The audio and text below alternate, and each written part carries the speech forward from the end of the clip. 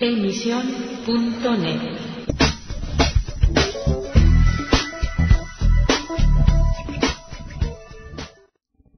Hello again and welcome to Letter from England, broadcasting for AC Press and the Spanish Evangelical Alliance. Well, we humans are a rough lot. You've probably heard it said or said yourself that there's nothing wrong with the Earth except the people on it. Give us a few more thousand years and more than a third of the land surface of planet Earth will be covered with cities or crops, thousands of species will have been driven into extinction, and pollution will be at an all-time high. At least that's the cheerful prediction of some scientists. On the other hand, they say if Earth were rid of humans by then, blessed thought, plants would take over country roads within 20 years. It would only take the Earth 100,000 years to get rid of all sign that humans ever populated the place. Yet one would not have to wait long for signs that the Earth was starting to cure itself of human depredation. In just a few days, air pollution, which affects 85% of European Union skies, one of the few Brussels success stories on integration perhaps, would disappear completely, just as soon as power stations had stopped receiving fuel supplies. The changes would even be visible from space as the artificial light which illuminates the night sky would start to flash. Starved of electricity, most accessories of modern life would cease to function. The lack of motorway maintenance would spell the end of the 6-lane nightmare, and just imagine life without cones.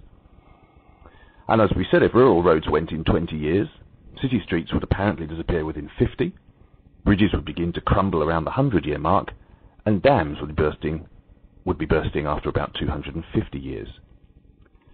According to this thesis, the Earth would have a spring in its step after the disappearance of humanity. Many animals which had been threatened with extinction might save themselves, but plenty of others, of course, would disappear almost overnight, especially those protected today by wildlife experts. The oceans will also recover from years of intensive human exploration and start splashing happily around on their own. Scientists cite Chernobyl as an example. Since the city of Pripyat was evacuated 20 or so years ago, nature has won back the land. Plants have appeared in cracks and buildings, and the new king of the town is the wild boar. If industry halted, pollution would quickly plummet.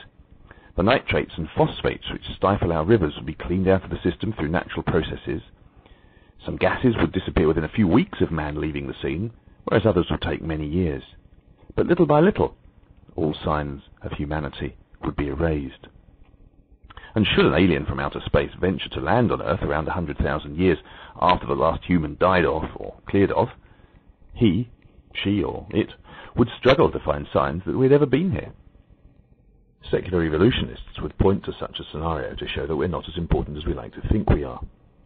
But the Christian message is that Christ died for us and is coming back to Earth before we leave it. Certainly God considers, as many of us perhaps do, that the Earth would be better, in one sense, without humanity on it. In the days of Noah, of course, he did wipe from the face of the Earth all humanity except one family, of course, with whom he confirmed and fulfilled the covenant, and brought from that family not only all the peoples of the earth, but particularly his people. However, Jesus is coming back and will do the wiping off the face of the earth again with great finality, when those who have believed and trusted in him will be separated from those who've not. And there will be no trace of human sinful existence left on the earth. And that is something worth writing about. Paradise is coming, but only for those who put their trust in Jesus. Thank you for listening again to Letter from England, broadcasting on emission.net. Goodbye for now. Emisión.net